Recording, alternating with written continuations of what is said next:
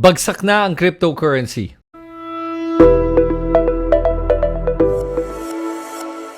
Hey everyone, this is Christian, your Bitcoin buddy, at sa video na to, pag-uusapan natin yung 5 lessons na natutunan ko dito sa cryptocurrency crash na nangyayari ngayon. Okay, umpisa na natin. Ang una kong lesson sa cryptocurrency crash na ito ay take profit. Alam mo kasi sa pagiging greedy ko, gusto ko kasi kumita ng mas malaki pa sa 5x, 10x, 20x, at kahit gaano kalaki na kinita ko, ayaw kong magbenta. May isa nga akong cryptocurrency na binili, umabot na ng mga 20 to 30x, hindi ko pa binenta. Tapos ngayon, alam mo ba kung magkano na yung halaga niya? I lost 99% of the value of the cryptocurrency. Kumbaga, pag 100 pesos yan, 1 peso na lang yung value niya. Ganun kasakit. Yes. Dapat binenta ko na nung kumita ako. Yun yung isang lesson na natutunan ko na kailangan kong i-practice ngayon sa susunod na bull run.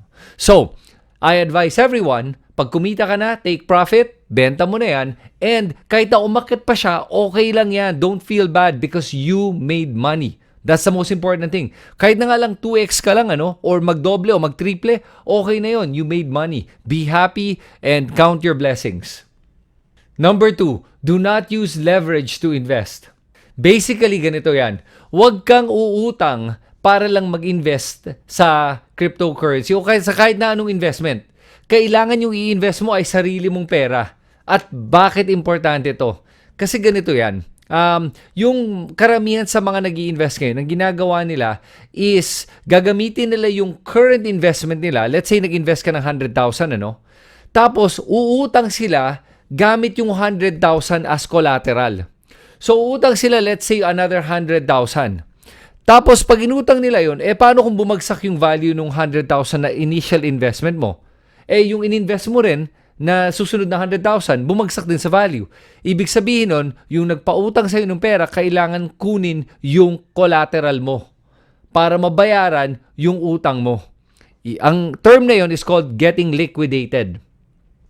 So, to be able to avoid that, do not borrow or leverage your investment para lang makapag-invest ng mas malaki. It's a risky move, and during the down market like now, malaking pwedeng mawala sa'yo at pwedeng mawala yung original na investment mo. So, do not leverage your investments. Yan ang pinaka-importanting lesson na natutunan ko, and I learned that because I actually did it. I actually leveraged my investments to be able to buy more cryptocurrency. The good thing is, I wasn't over-leveraged. Ang hiniram ko lang is roughly about 30% of the total portfolio or total investments that I had. Kaya ngayon, kahit na bumagsak yung cryptocurrency by about 50% or more, covered pa rin yung aking inutang, and I can still afford to keep my loan and be able to pay for it. At hindi ako maliliquidate. Number 3, only invest about 10% in high-risk investments. So, a lot of people kasi they get very greedy at gusto nila kasing kumita ng malaki. So, ang ginagawa nila, binubuhos nila lahat ng investments nila into high-risk altcoins or alternative coins.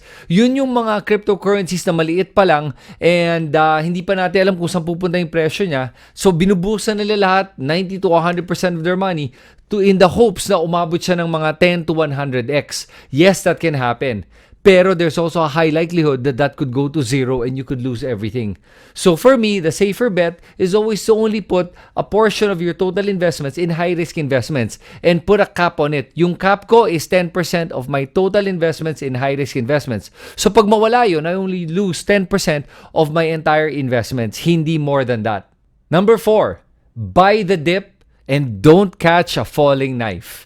So, ang ibig sabihin ng buying the dip is pag nagbumili ka ng, for example, Bitcoin, binili mo siya, let's say, at $60,000. Pero ngayon, bumaba na siya to $30,000.